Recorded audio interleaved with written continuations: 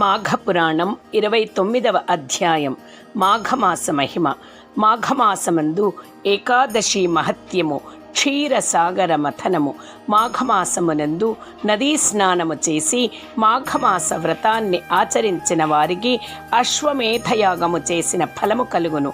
అట్లే ఈ మాఘమాస ఏకాదశి వ్రతము చేసి ఉపవాసము ఉన్నవారలు వైకుంఠ ప్రాప్తి నొందగలరు.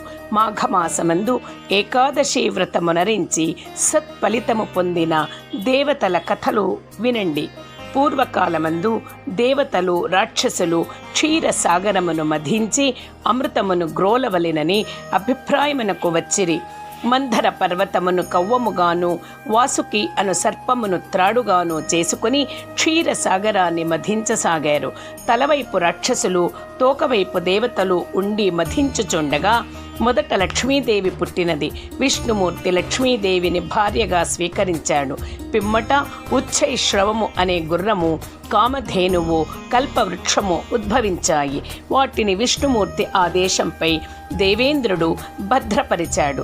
మరలా పాల సముద్రమును మధించగా లోక భీకరమైన ఘన తేజస్సుతో నొప్పారు.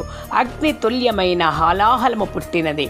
ఆ హాలాహల విషజ్వాలలకు సమస్త లోకములు నాశనమవసాగాయి. దేవతలు రాక్షసులు భయపడి పారిపోసాగారు. సర్వులు సర్వేశ్వరుని శరణుజొచ్చారు.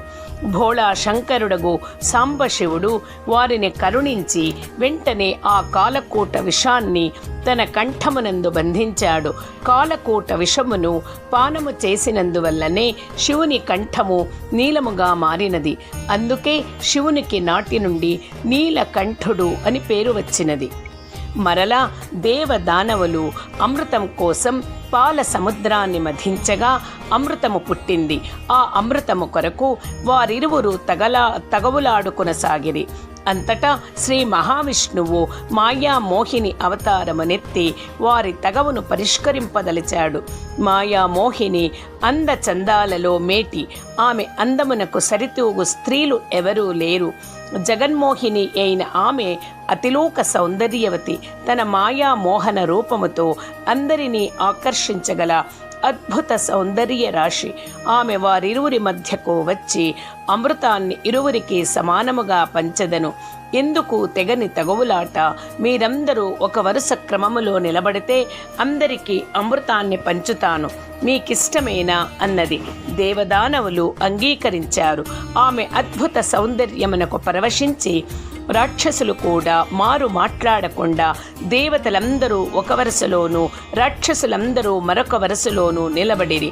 జగన్మోహిని 2 భాండములను తీసుకొని ఒక భాండమునందు సురను, మరొక దానియందు అమృతమును నింపి నర్తిస్తూ మురిపిస్తూ మై మరపిస్తూ తన వయ్యారపు నడకలతో చిరునవ్వులు చిందుస్తూ రాక్షసులను ఊరిస్తూ వారికి తెలియకుండా సురను రాక్షసులకు, అమృతమును దేవతలకు పోయసాగింది.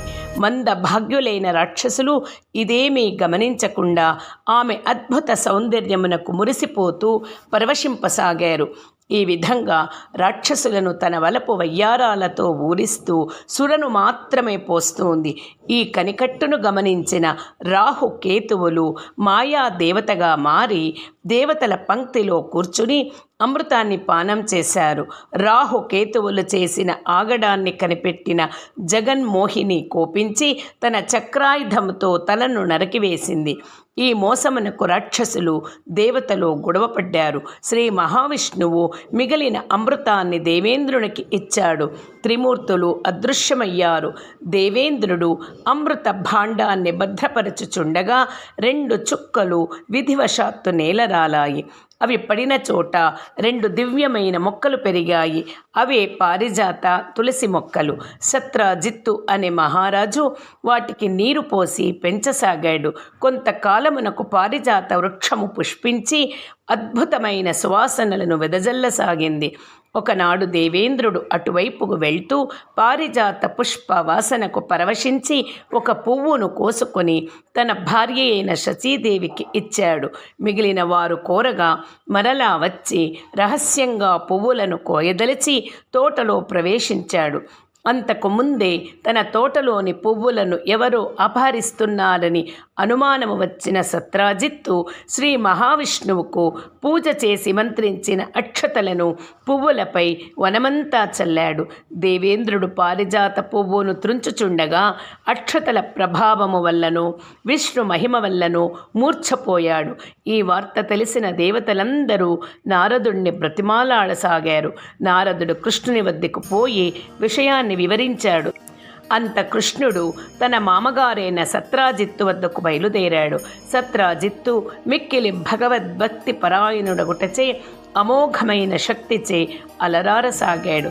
భగవంతుడైన శ్రీకృష్ణుడు అతనికి శ్రీ మహావిష్ణువు రూపమున కనిపించి అతనికి వరప్రసాదమనరించి అమృత తుల్యమగు పారిజాత వృక్షాన్ని దాని కర్హుడగు దేవేంద్రునికి ఇప్పించెను.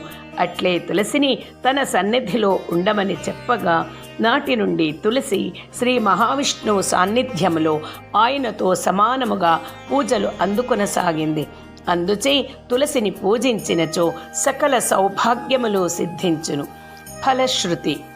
సూత మహర్షి శౌనకాది మునులతో, మహర్షులారా, వశిష్ఠుల వారు దిలీపునకు తెలియచేసిన మాఘమాస మహత్మ్యమును, మాఘస్నాన మహిమను మీకు వివరించి తిని మీరు తలపెట్టిన పుష్కర యజ్ఞము కూడా పూర్తి కావచ్చింది.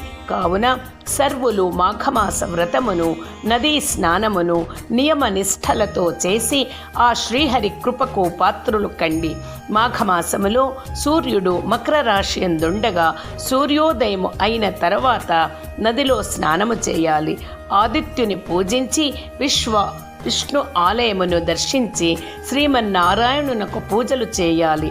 మాఘమాసం 30 రోజులు క్రమం తప్పక మిక్కిలి భక్తి శ్రద్ధలతోనూ ఏకాగ్రతతోనూ చిత్తశుద్ధితోనూ శ్రీ మహావిష్ణువును మనసారా పూజించినచో సకలైశ్వర్య ప్రాప్తియు, పుత్ర పౌత్రాభివృద్ధియు, వైకుంఠ ప్రాప్తి నొందగలరు. మాఘపురాణం 29వ అధ్యాయ పారాయణం సంపూర్ణం.